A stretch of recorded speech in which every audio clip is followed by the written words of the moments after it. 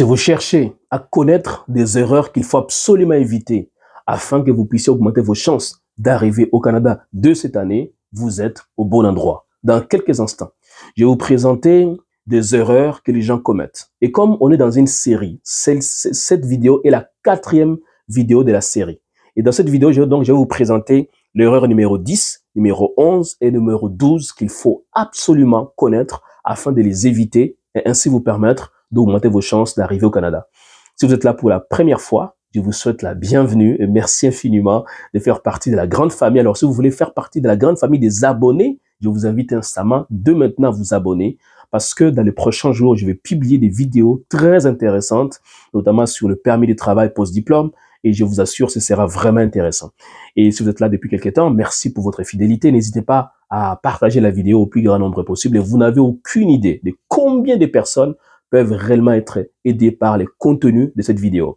Alors voilà, si vous me découvrez pour la première fois, mon nom est Manuel Kambi, je suis conseiller d'orientation scolaire et professionnelle, membre de l'Ordre des conseillers et conseillères d'orientation du Québec. Depuis plusieurs années, j'ai accompagné des gens comme vous à choisir un bon programme d'études dans un bon établissement d'enseignement, des établissements qui leur ont offert non seulement l'admission, mais aussi des stages rémunérés et des bourses d'études.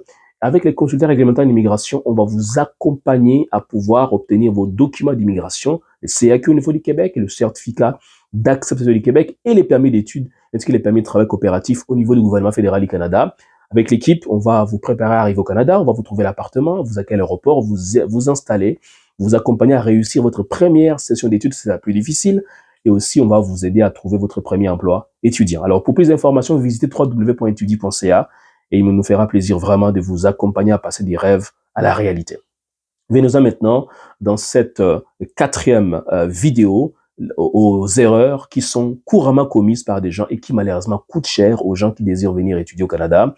La 10e erreur que je vous présente, et dans quelques instants, ce sera la 11e et la 12e, donc, mais la 10e d'abord, eh bien, c'est de demander l'asile une fois qu'on est arrivé à l'aéroport. Écoutez, c'est effarant le nombre de demandes d'asile provenant des étudiants internationaux, notamment des Africains qui proviennent de l'Afrique centrale et de l'Afrique de l'Ouest, a connu une hausse fulgurante. Figurez-vous qu'entre 2018 et 2022, le nombre est passé de 200 à 700 demandes d'asile des étudiants internationaux. C'est une demande sur 20 de toutes les demandes d'asile ici au Canada. C'est quelque chose d'inimaginable. Et le gouvernement veut désormais stopper cette hémorragie en essayant désormais de contrôler le plus possible la capacité financière des gens. Il y a des mesures qui seront mises en place et je vous assure, ça va être de plus en plus difficile d'obtenir effectivement l'asile au Canada. Pourquoi? Parce que déjà, quand vous arrivez au Canada, aussitôt arrivé à l'aéroport, aussitôt vous demandez l'asile, ça signifie que vous avez fait une fausse déclaration dans les documents qui vous ont servi au montage du dossier de la demande du permis d'études. Dans les documents, dans les formulaires de demande de permis d'études, vous avez indiqué clairement que vous avez la capacité financière, que vous venez étudier au Canada. Mais une fois arrivé à l'aéroport, vous changez de version. Cela signifie que c'est une fausse déclaration. Non seulement ça va vous valoir d'être renvoyé dans votre pays d'origine, mais aussi et surtout, vous risquez de pouvoir être interdit pendant 5 ans du territoire canadien. Est-ce que c'est vraiment ça que vous voulez? Écoutez, nous, on n'est pas là pour pouvoir vous flatter dans le sens du poil. On n'est pas là pour vous dire ce que vous voulez entendre. On va vous dire ce qui va vous aider à réaliser votre rêve de venir étudier et vivre au Canada conformément aux lois qui sont en vigueur dans ces pays. La 10e erreur que je vois beaucoup de gens commettre, c'est de négliger, de se préparer à répondre correctement aux questions des agents des services frontaliers à l'aéroport. Pourquoi c'est une erreur? Parce que quand vous arrivez à l'aéroport, grâce au visa et à la lettre d'introduction qui sert de tenant lieu du permis d'études, ben vous arrivez à l'aéroport, vous allez être accueilli par l'agent des services frontaliers qui va vous poser 1001 questions dans le but de pouvoir voir si réellement vous venez étudier au Canada, si les études sont votre raison principale. Des questions vont porter sur votre identité, sur les garants financiers, sur les documents académiques, sur l'établissement où vous venez étudier. Bref, ça va porter sur plusieurs aspects. Et je vois beaucoup de gens négliger de se préparer aux diverses questions auxquelles ils peuvent être soumis. Et donc, ce que je vous demanderais, vraiment, c'est de pouvoir se préparer en conséquence.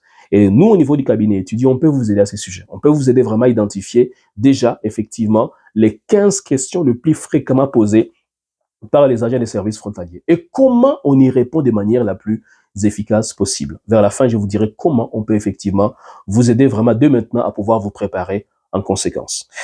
Et la 12e erreur que je vois beaucoup de gens commettre, malheureusement, c'est que les gens vont commencer à travailler avant d'avoir commencé les études au Canada.